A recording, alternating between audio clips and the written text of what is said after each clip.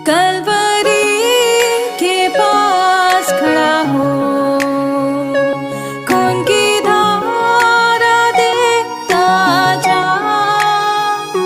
तेरे पापों का यही दाम दिया है मसीह यीशु ने।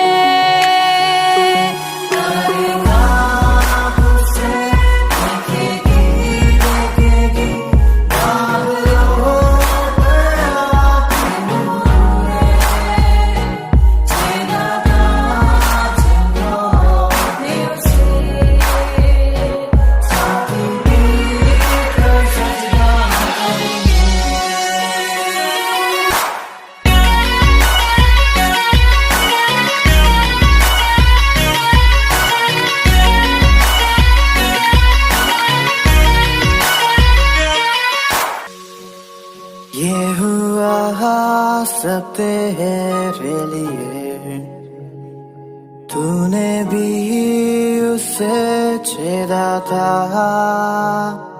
फिर भी प्यार से वो बुलाता, जाता क्यों नहीं तू उसके पास, फिर भी प्यार से वो बुलाता,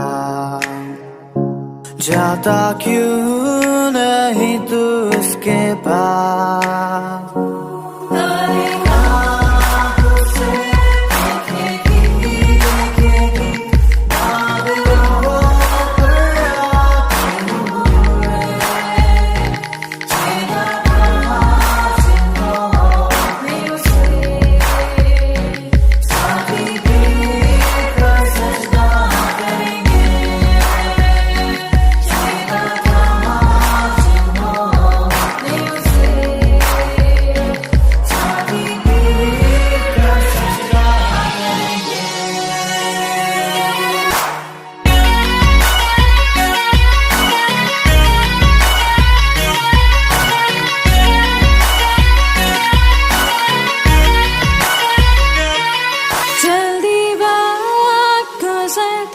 चाहता है, रात अंधेरी आती है, तौबा कर दरवाजा होगा बंद, कुछ ना होगा वे पछताने से,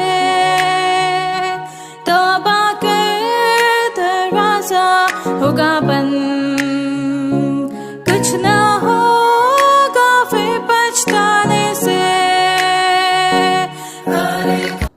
हम प्रभु परमेश्वर को धन्यवाद देते हैं आज की सुंदर सुबह के लिए। परमेश्वर ने आज की सुंदर सुबह मुझे आपको दी है कि हम परमेश्वर के पवित्र चरणों में आकर परमेश्वर की महिमा करें। प्रियो, मैं आप सभी का स्वागत वेलकम करता हूं आज की सुबह में। परमेश्वर ने मुझे आपको ये मौका दिया है कि हम परमेश्वर के चरणों में आकर प्रभु की महिमा करें। प्रियो, परमेश्वर चाहता है कि हम हर दिन उसकी स्तुति करें, उसकी महिमा करें और जो कुछ उसने हमें दिया है उसमें आनंदित होकर आगे बढ़ते जाएं। जैसा कि कल हम देख रहे थे, पहला थिस्सलुनीके उसका 3 अध्याय के पहले 3 पद हमने पढ़े थे। आज मैं उससे आगे पढ़ना चाहूँगा ताकि 3 पद से लेकर और आगे तक 5 पद तक मैं आपके सामने पढ़ूँगा। लिखा है कि कोई इन क्लेशों के कारण डगमगा न जाए, क्योंकि आप जानते हो कि हम इन्हीं के लिए ठहराए गए हैं। क्योंकि पहले ही जब हम तुम्हारे यहाँ थे तो तुमसे कहा करते थे कि हमें क्लेश उठाने पड़ेंगे, और ऐसा ही हुआ है जैसा कि तुम जानते भी हो। इस कारण जब मुझसे और न रहा गया तो तुम्हारे विश्वास का हाल जानने के लिए भेजा, कि कहीं ऐसा न हो कि परीक्षा करने वाले ने तुम्हारी परीक्षा की हो और हमारा परिश्रम व्यर्थ हो गया हो।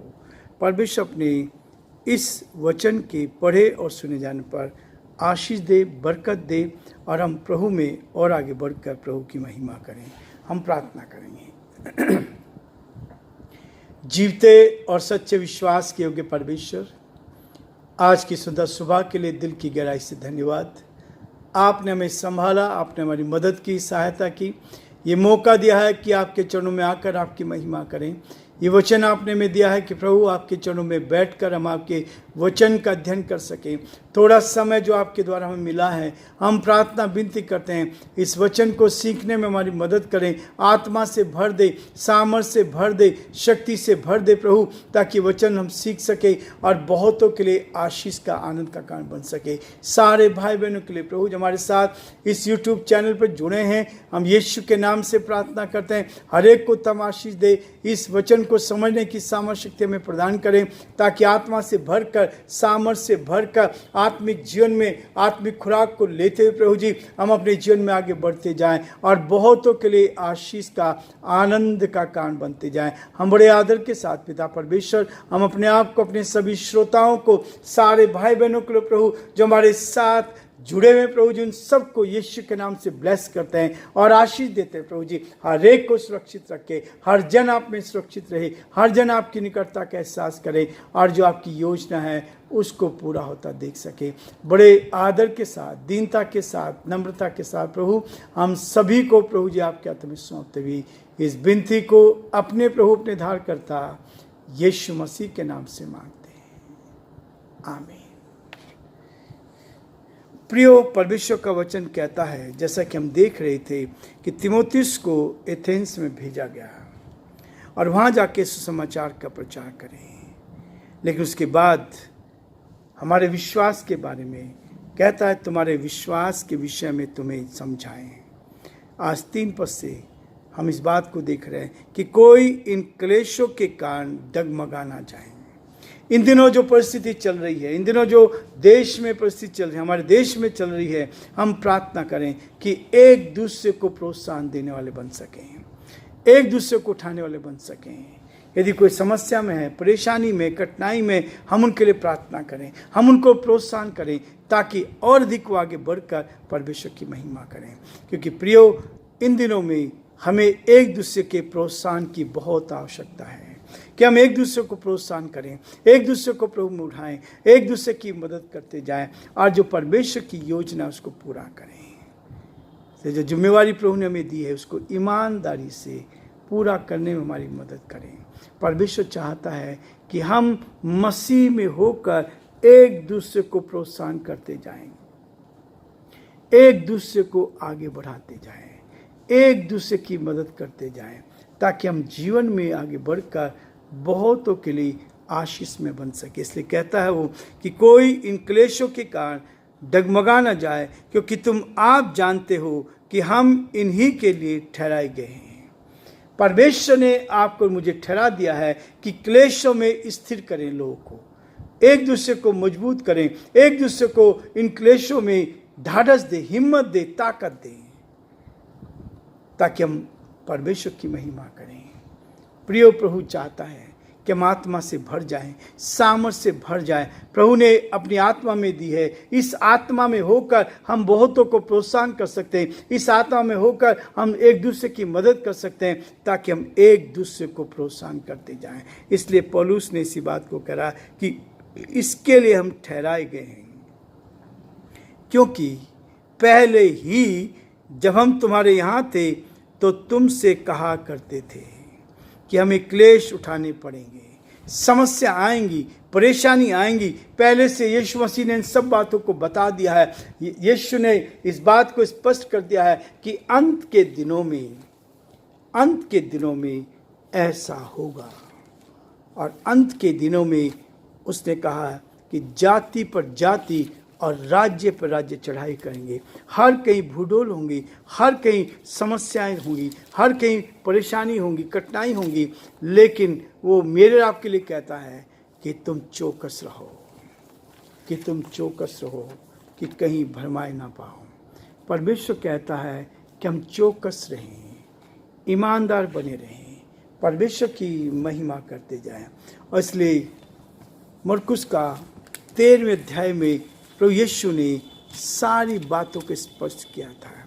अंत के दिनों में जो होगा उसके लिए कहता है, ताकि हम घबरा ना जाएं, परेशान ना हो, लेकिन परमेश्वर की महिमा कर। लिखा है मरकुस उसका 13 अध्याय 9 पद में, परंतु तुम अपने विषय में चौकस रहो, प्रभु हमें ढाढ़स देता है, हिम्मत देता है। अपने विषय में चौकस रहो, क्योंकि लोग तुम्हें महासभाओं में सौंपेंगे। आज ये स्थिति हो रही है, अलग अलग जगह पर समस्या है, परेशानी है, कठिनाई है, और तुम पंचायतों में पीटे जाओगे और मेरे कारण हाकिमों और राजाओं के आगे खड़े किए जाओगे, ताकि तुम्हारे उनके लिए गवाही हो। पर अवश्य है कि पहले सुसमाचार सब जाति में प्रचार किया जाए। जब ये तुम्हें ले जाकर सौंपेंगे तो पहले से चिंता न करना कि हम क्या कहेंगे, पर जो कुछ तुम्हें उसी घड़ी बताया जाएगा वही कहना, क्योंकि बोलने वाले तुम नहीं हो परंतु पवित्र आत्मा है। भाई को भाई, पिता को पुत्र घात के लिए सौंपेंगे, और बच्चे माता पिता के विरोध में उठकर उन्हें मरवा डालेंगे, और मेरे नाम के कारण सब लोग तुमसे बैर करेंगे, पर जो अंत तक धीरज धरे रहेगा उसी का उद्धार होगा। जो अंत तक धीरज धरेगा उसी का उद्धार होगा। ये हमारे जीवन में बहुत बड़ा महत्व है कि हम अपने जीवन में आगे बढ़कर प्रभु की महिमा करें।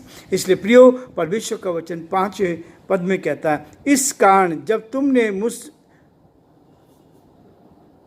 मुझसे और ना रहा गया तो तुम्हारे विश्वास का हाल जानने के लिए भेजा, कि कहीं ऐसा ना हो कि परीक्षा करने वाले ने तुम्हारी परीक्षा की हो।